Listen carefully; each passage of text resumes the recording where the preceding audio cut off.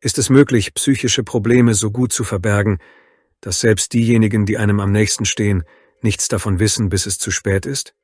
Das ist wahrscheinlich möglich. Aber die Angehörigen von Viviana bestehen immer noch darauf, dass die Polizeibeamten einen schweren Fehler gemacht haben. Diese Ereignisse geschahen im August 2020 in Italien. Die 44-jährige Viviana Parisi lebte mit ihrem 4-jährigen Sohn Joeli und ihrem Ehemann Daniele Mandela in der ruhigen Kleinstadt Venetica mit 4000 Einwohnern. Die Frau arbeitete als DJ in einem Nachtclub. Sie wurde in Turin geboren, zog aber hierher, um mit ihrem Mann Daniele zu leben. Er war ebenfalls DJ. Gemeinsam komponierte das Paar elektronische Musik. Sie waren ziemlich bekannt und erfolgreich in der regionalen Nacht- und Musikszene. Beide unterhielten aktiv Social-Media-Seiten, um für ihre Aktivitäten zu werben. Viviana postete regelmäßig Fotos und Videos, insbesondere mit ihrem Sohn Jolie. Sie schienen eine glückliche Familie zu sein. In der Tat war ihr Leben dem Internet sogar zu sehr präsentiert. Die Frau stellte Bilder mit dem Gesicht ihres Kindes ein, was für Menschen, die sich der Öffentlichkeit preisgeben, ziemlich riskant ist. Einige Leute dachten, dass dies gefährlich sein könnte und warnten Viviana. Jedenfalls wachte das Ehepaar Daniele und Viviana am Morgen des 3. August 2020 um 9 Uhr auf, frühstückte. Und alles ging seinen gewohnten Gang.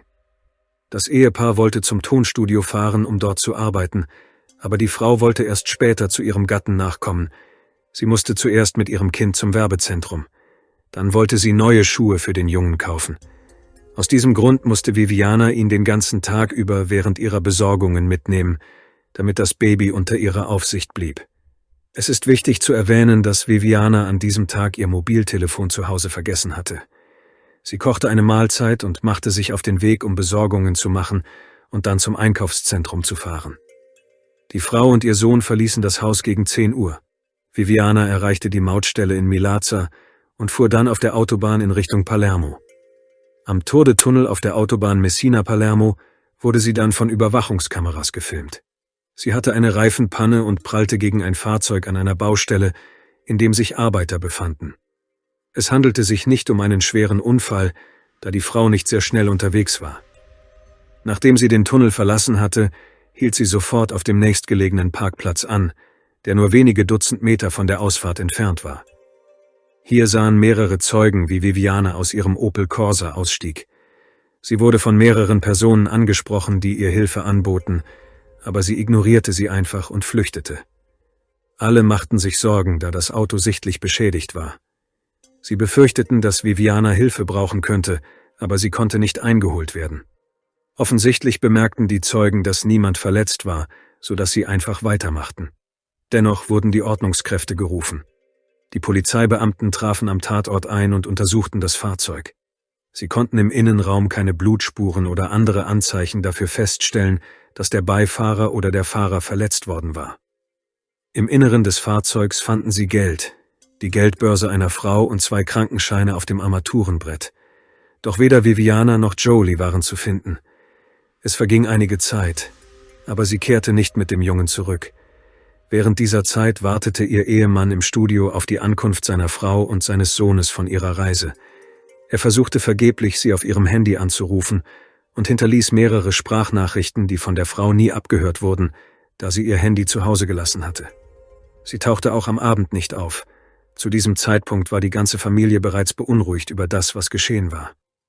Der Ehemann ging zur Polizei und machte eine Aussage. So erfuhr er von dem Unfall und dem Verschwinden der Familienmitglieder. Die Polizei suchte nach Viviana und Jolie, weil sie den Unfall verursacht hatte, der eine Entschädigung erforderte. Angesichts der langen Zeit, die vergangen war, und des völligen Mangels an Informationen machte sich ihr Ehepartner große Sorgen. Die ihr nahestehenden Personen versuchten vergeblich, irgendwelche Hinweise zu bekommen. Am 3. Tag der Suche veröffentlichte Daniele einen Beitrag auf seiner Social-Media-Seite. »Komm nach Hause, wir warten auf dich.« Der Mann war besorgt. Er hoffte immer noch auf eine Wiedervereinigung seiner Familie. Bis zum 8. August änderte sich die Situation nicht. 5 Tage lang konnten keine Informationen über die Frau und den Jungen eingeholt werden. Sie wurde als vermisst gemeldet und von den Carabinieri und Freiwilligen aktiv gesucht. Es wurden mehrere Teams gebildet, die das Gebiet um den Parkplatz, auf dem Viviana ihr Auto abgestellt hatte, durchsuchten. Am 8. August kamen speziell ausgebildete Hunde zum Einsatz, und das half. Gegen 15 Uhr fand man die Leiche von Viviana Parisi, die etwa 1 Kilometer von ihrem verlassenen Auto entfernt war. Sie wurde in einem Busch am Fuße des Aussichtspunkts gefunden. Bis zu diesem Zeitpunkt war mit Drohnen nach ihr gesucht worden, aber die Leiche war gut versteckt, sodass sie aus der Luft nicht gesehen werden konnte. Nur die Tiere konnten den Geruch der verwesenden Leiche riechen. Vivianas Ehemann erfuhr die tragische Nachricht, die für ihn verheerend war. Von Jolie war noch keine Spur gefunden worden. Alle fragten sich, was ist mit dem 4-Jährigen geschehen? Die Ermittlungen gingen von verschiedenen Theorien aus, unter anderem von einer Entführung, denn in diesem Fall könnte der Junge noch am Leben sein. Die Polizei musste die gefundenen Beweise sorgfältig auswerten, um zu wissen, in welche Richtung sie gehen sollte. Die Leiche der Frau wurde zur gerichtsmedizinischen Untersuchung in ein Labor gebracht. Der Zustand der sterblichen Überreste war schlecht. Die Leiche war 5 Tage lang auf offenem Gelände der strahlenden Sonne ausgesetzt gewesen. Die Frau hatte zahlreiche Verletzungen erlitten und der Körper war in Stücke zerrissen. Es konnten offensichtliche Bisswunden, ganze abgerissene Fleischstücke gefunden werden. Nach Ansicht des Gerichtsmediziners könnten solche Verletzungen nach dem Tod entstanden sein, wenn die Überreste von wilden Tieren entdeckt wurden. Viviana wies eine Vielzahl von Frakturen auf, die typisch für einen Sturz aus großer Höhe sind. Sie wurde unterhalb eines mehr als 5 Meter hohen Felsvorsprungs gefunden. Die Polizei vermutet, dass sie gestürzt sein könnte. Aber handelte es sich um einen Unfall, ein freiwilliges Ableben oder hatte jemand die Frau runtergestoßen? Um mehr Informationen zu erhalten und zu verstehen, was im Allgemeinen geschehen war, beschlossen die Ermittler, das Privatleben der Verstorbenen zu analysieren. Dabei kamen die Ermittler auf den Verdacht, dass Danieles Ehemann an der Tragödie beteiligt war. Dennoch sprachen Freunde und Verwandte von Viviana, die in Turin lebte, wohlwollend über den Mann. Seit kurzem lebte sie hier in Venetica, wo sie außer ihrem Mann und ihrem Sohn fast niemanden hatte. Es ist wichtig, dass diese Ereignisse mit der berüchtigten Abriegelung des Covid zusammenfielen. Die Polizei hatte daher guten Grund, die Frau zu verdächtigen, ihr Leben aufgrund von Depressionen freiwillig verlassen zu haben. Unter den gegebenen Umständen hatten einige Menschen Schwierigkeiten, sich an den Wandel anzupassen, und in einigen Fällen endete dies auf traurige Weise. In Anbetracht der Tatsache, dass Viviana und ihr Mann in ihrem Hauptgeschäft tätig waren, befanden sich die Nachtclubs und Bars, in denen sie tätig waren, aufgrund der Abriegelung in einer schweren Krise. Vor diesem Hintergrund hätte es zu finanziellen Schwierigkeiten und häuslichen Problemen kommen können. Daniele zufolge hatte das Paar jedoch keine ernsthaften Probleme. Es gab keine Konflikte in der Ehe und die finanziellen Schwierigkeiten wurden gemeinsam gemeistert. Er räumte ein, dass Viviana nach dem Beginn der Abriegelung gelitten hat. Sie verfiel in eine dauerhafte Abwehrhaltung, weil sie befürchtete, dass die Pandemie schwerwiegende Folgen für die Familie haben würde. Vor allem fürchtete sie um Jolie. All dies entwickelte sich zu einer echten Angst vor der Krankheit. Im Allgemeinen war dies bei vielen Menschen im Lande zu dieser Zeit der Fall. Viele waren deprimiert und hatten Angst vor dem Unbekannten. Viviana wurde sogar wegen eines Nervenzusammenbruchs ins Krankenhaus eingeliefert, konnte aber schnell wieder entlassen werden. Später traten Stimmungsschwankungen auf. Vivianas Eltern bestätigten diese Aussagen, meinten aber, dass sich ihr Zustand trotz der paranoiden Stimmungen im August deutlich verbessert habe. Es war jedoch schwierig, den tatsächlichen Stand der Dinge zu beurteilen, da sie zu weit weg waren und die Frau nicht persönlich gesehen hatten. Bis jetzt gab es keine Informationen über Jolie. Die Ermittler gingen davon aus, dass Viviana das Kind getötet hatte und danach freiwillig aus dem Leben schied, indem sie sich von der Klippe stürzte. Leider waren die Suchbemühungen erfolglos. Selbst Hunde und Drohnen konnten die Leiche des Jungen nicht ausfindig machen. Beim Blick in ihren Computer bemerkten die Ermittler ihr gesteigertes Interesse an der sogenannten Pyramide des Lichts. Dabei handelt es sich um eine Art Kunstobjekt, das mit mathematischer Präzision auf dem 38. Breitengrad errichtet wurde und von seinen Schöpfern als künstlerisches Zeichen für Schönheit, Harmonie und Frieden gedacht war. Verglichen mit dem Kontrast auf der anderen Seite des Globus auf demselben konventionellen Weg des 38. Breitengrads verläuft ein spiralförmiger Weg durch das Zentrum der Pyramide, der den Weg zu Licht und Wissen symbolisiert. Einige, darunter auch Viviana, sehen in der Lichtpyramide jedoch noch etwas anderes, und zwar eindeutig eine Betonung von Glaube und Religion. Offenbar hat sie eine Art Besessenheit entwickelt. Inmitten der Ängste um ihre Familie im Zusammenhang mit dem Covid fand die Frau Trost in diesem Kunstobjekt. Wahrscheinlich erleichterte es ihren Zustand. Die Ermittler vermuteten jedoch, dass es einen Zusammenhang zwischen diesem Hobby und dem mutmaßlichen Mord an dem Kind geben könnte. In den Tagen vor ihrem Verschwinden hatte sich Viviana aktiv für eine Reise zur Pyramide des Lichts interessiert. Sie wollte ihren Sohn dort weihen lassen. Es ist bemerkenswert, dass Viviana an jenem Morgen auf dem Weg zu dem Kunstobjekt war, das 140 Kilometer vom Haus der Familie entfernt liegt. Vor diesem Hintergrund war jedoch unklar, warum die Frau ihren Ehegatten täuschte, indem sie ihm mitteilte, dass sie erst geschäftlich und dann zum Einkaufszentrum fahren würde. Warum hat sie diese Information zurückgehalten? Vielleicht hatte sie Angst vor seiner Reaktion.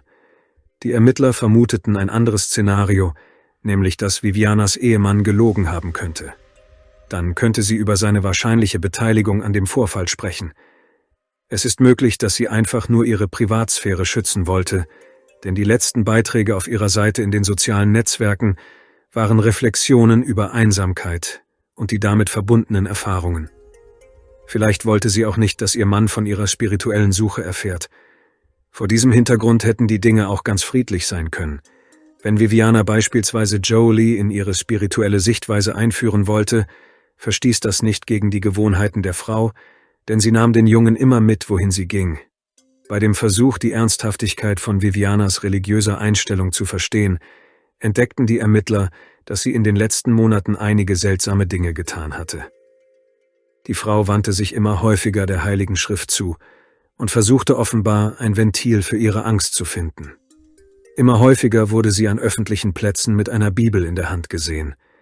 Als die Frau zum ersten Mal vor der Kirche auftauchte und laut aus der Bibel vorlas, kam ihr das alles sehr seltsam vor. Schließlich fanden die Ermittler eine Bestätigung bei Vivianas Eltern. Wie sich herausstellte, wollten sie diese Informationen unbedingt nicht an die Öffentlichkeit weitergeben. Aber sie hatte sich in den letzten Monaten tatsächlich seltsam verhalten. Sie befürchtete, dass sie und ihr Sohn in Gefahr sein könnten und wollte in der Pyramide Rettung suchen. Sie hatte jedoch nie die Absicht gehabt, sich das Leben zu nehmen, geschweige denn das ihres Sohnes. Gleichzeitig stellte die Polizei fest, dass die Möglichkeit, sich von der Stelle zu stürzen, an der die Leiche gefunden wurde, sehr zweifelhaft erschien. Oben befand sich eine besondere Konstruktion in Form eines Pylons. Die einzige Möglichkeit, von dort zu springen, bestand darin, ihn zu erklimmen. Es erschien zweifelhaft, dass Viviana das hätte tun können. Die Leiche wurde am Fuß des Pylons gefunden, sodass die Ermittler den Verdacht hegten, dass die Frau geworfen worden sein könnte. Wäre sie aus eigener Kraft gesprungen, hätte sie einen Anstoß erhalten, der sie viel weiter weggeschleudert hätte als die Stelle, an der sie gefunden wurde. Noch verdächtiger war jedoch das Fehlen von Fingerabdrücken sowie von Blutspuren an diesem Pfeiler. Wenn sie tatsächlich versucht hatte, ihn zu erklimmen, um sich von ihm zu stürzen, konnte sie nicht umhin, Spuren auf der Oberfläche zu hinterlassen.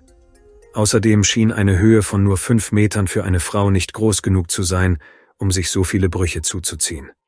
Allerdings könnte man über all das streiten, denn in der Gegend gab es eine ganze Reihe wilder Tiere. Wenn sie die Leiche so stark verstümmelt hatten, gab es nichts, was sie daran hinderte, sie über eine beträchtliche Entfernung zu transportieren. Also kam eine andere Theorie auf. Es ist möglich, dass Viviana eine Panikattacke hatte. Sie rannte mit dem Kind zu weit weg und fiel schließlich wilden Tieren zum Opfer.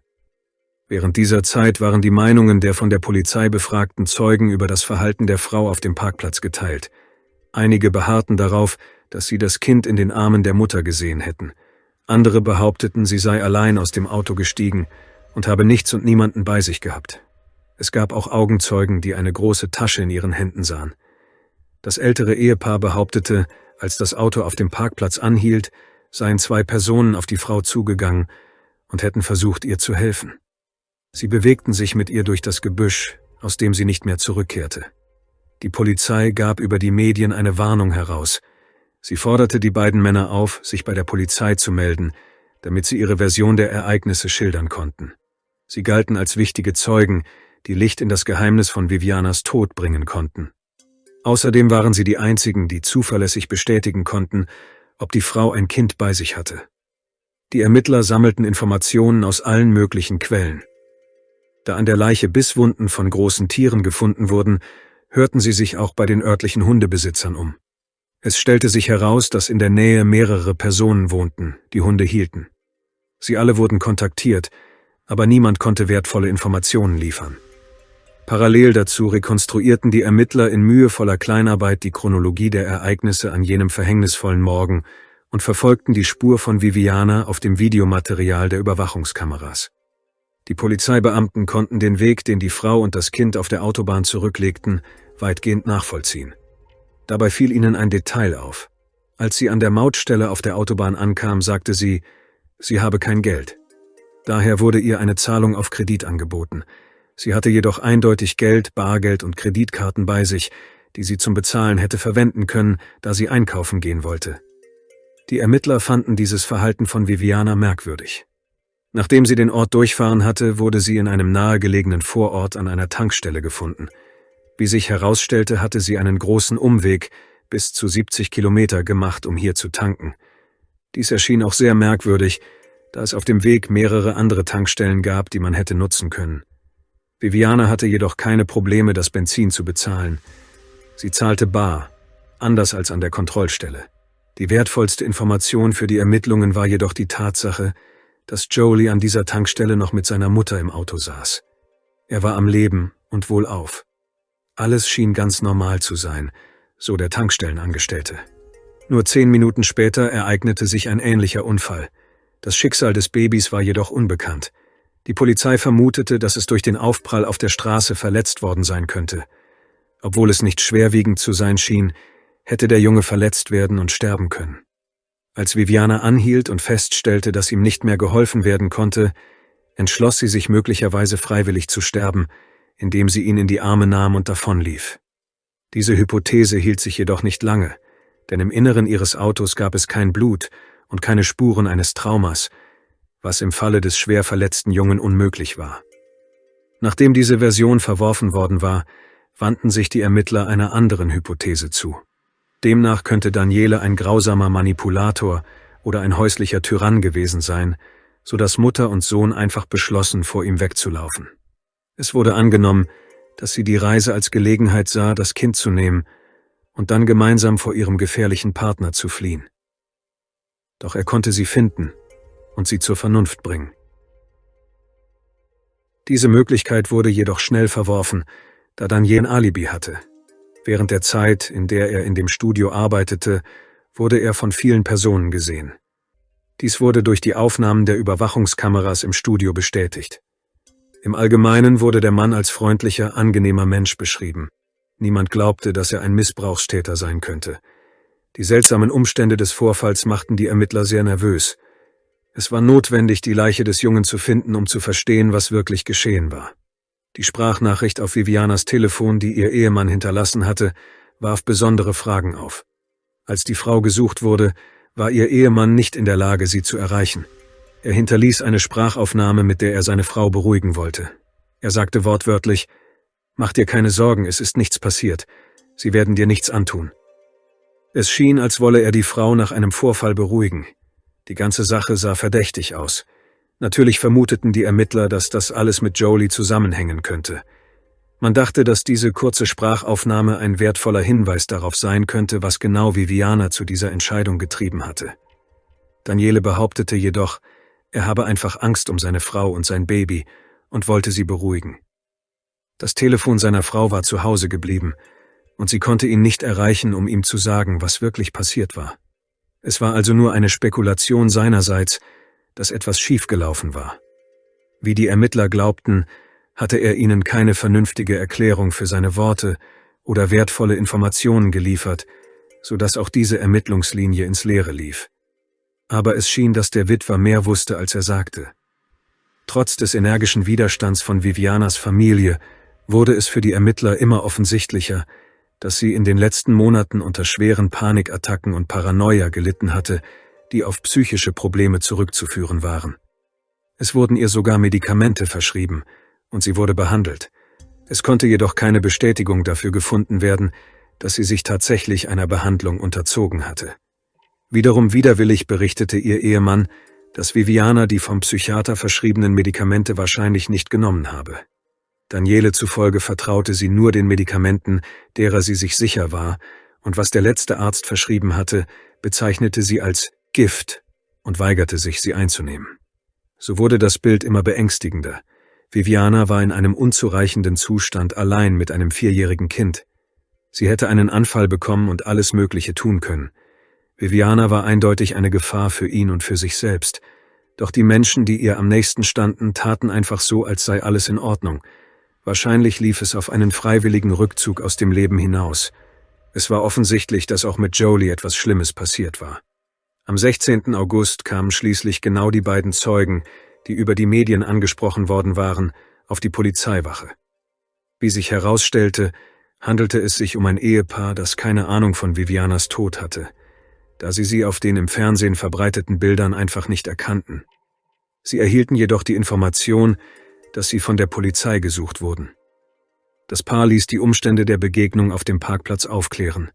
Vor allem aber bestätigten Augenzeugen, dass die Frau ein Baby auf dem Arm hatte. Weder Viviana noch der Junge wurden bei dem Unfall ernsthaft verletzt.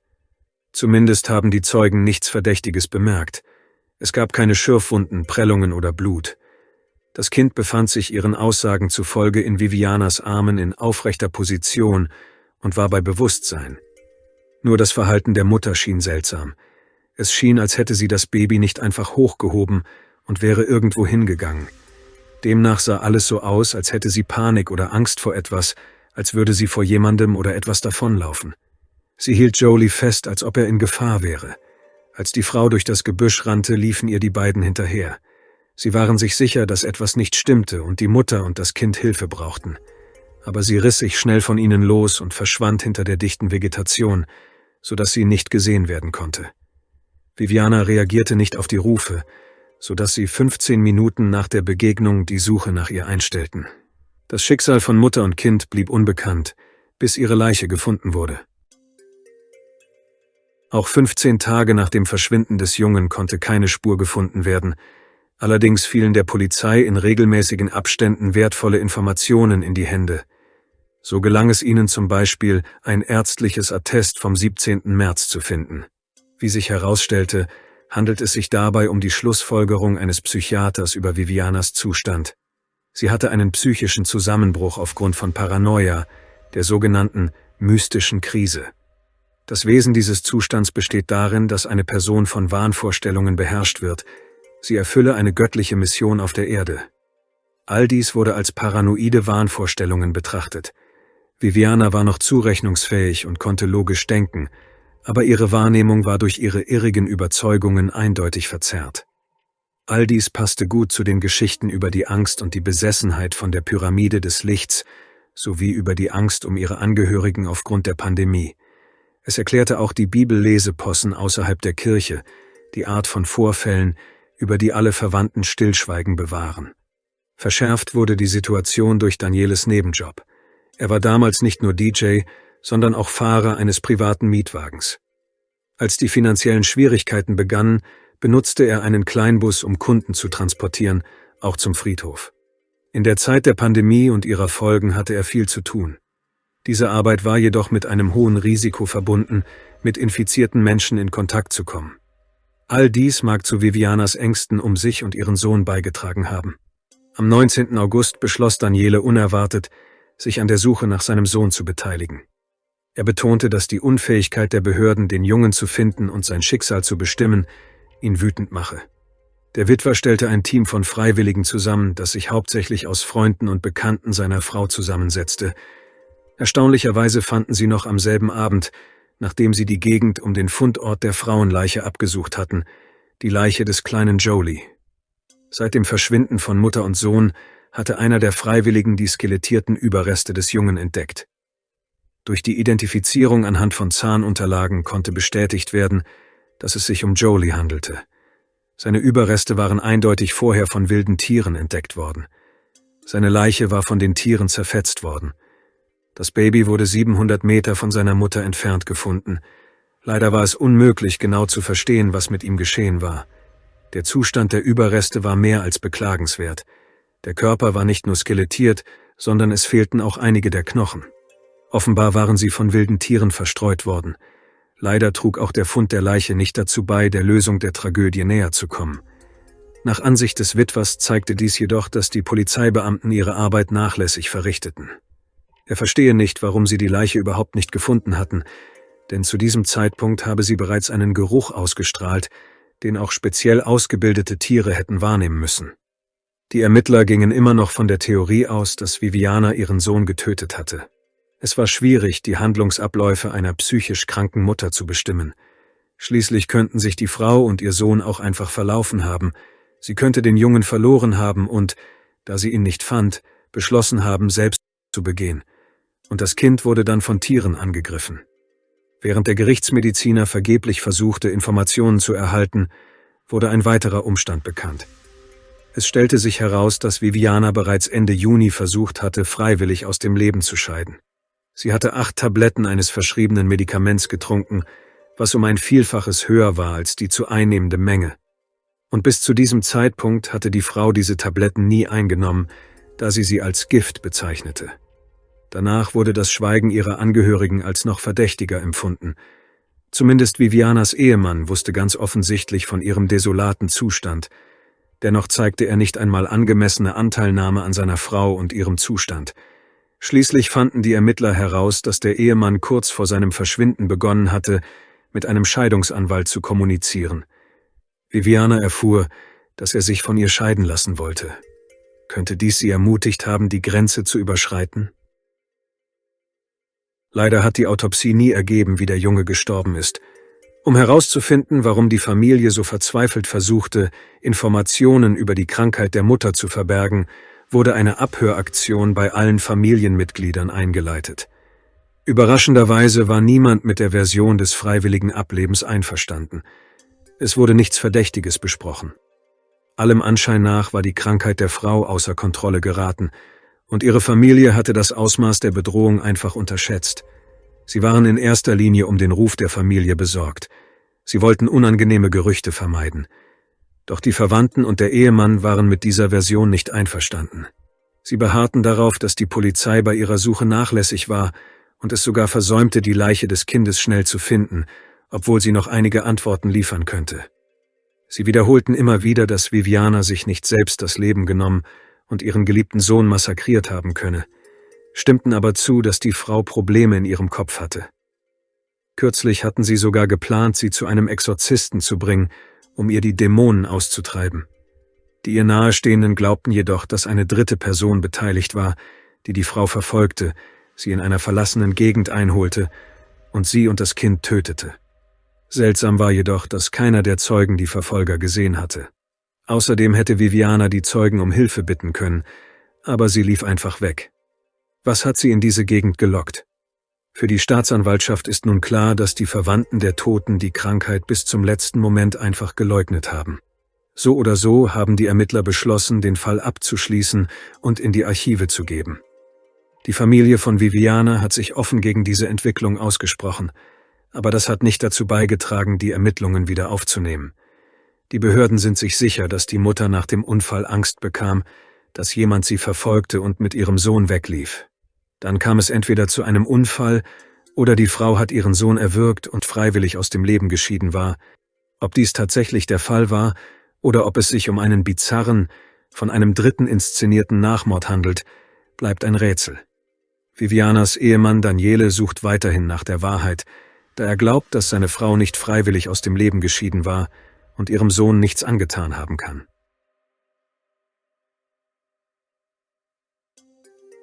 Wenn Ihnen das Video gefallen hat, geben Sie ihm gerne einen Like. Das hilft sehr bei der Verbreitung. Hinterlassen Sie auch einen Kommentar, um den Kanal zu unterstützen und das Video weiter zu empfehlen. Abonnieren Sie den Kanal, um keine neuen Videos zu verpassen. Danke fürs Zuschauen und passen Sie auf sich auf.